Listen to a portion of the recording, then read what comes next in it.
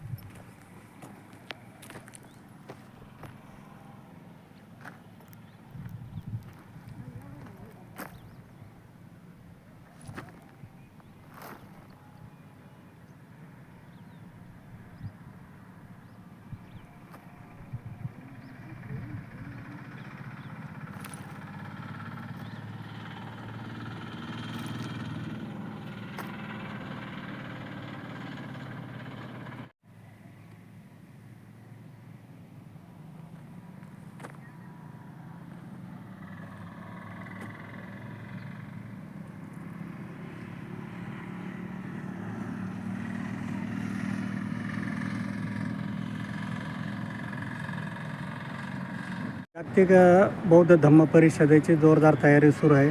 कुठपर्यंत तयारी सुरू आहे ती आता? आता सध्या जागतिक बौद्ध धम्म परिषदेची जी जागा आहे 50 एकरची ती लेवल झालेली आहे. त्यानंतर जे प्रमुख अतिथी आहेत ती देशातील बौद्ध भिक्खू आणि भिक्खुनी आहेत, साहित्यिक आहेत, यांचं निमंत्रण पण झालेलं आहे. सर्वांचे मेलसुद्धा आम्हाला आलेले आहेत.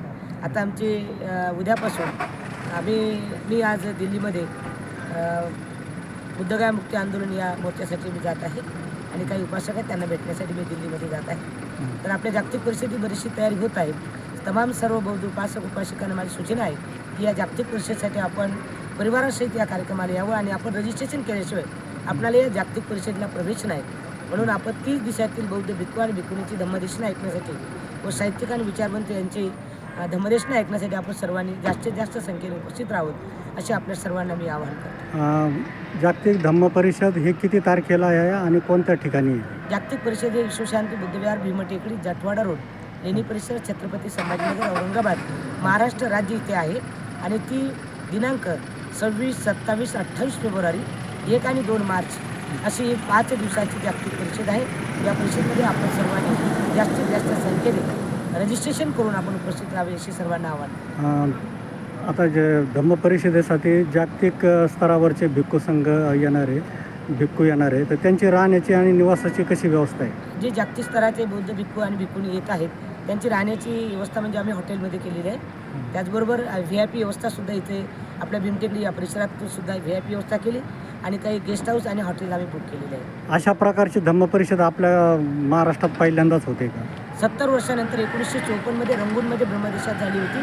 त्या परिषदेला परमपूज्य भारतरत्न डॉक्टर बाबासाहेब आंबेडकर उपस्थित होते, गोविंदराव गुरुजी उपस्थित होते आणि भदंत आनंद कोसले उपस्थित होते. ही परिषद 70 वर्षानंतर त्या परिषदेची आपण प्रतिकृती आपण औरंगाबाद शहरात ज्या पदस्पर्शाने पावन झालेली भूमी आहे अशा पवित्र भूमीमध्ये तमाम संपूर्ण बौद्ध उपासक उपासिका आमच्यासोबत जोडलेले आहेत. हे सर्व पदाधिकारी कोर कमिटीचे आहेत.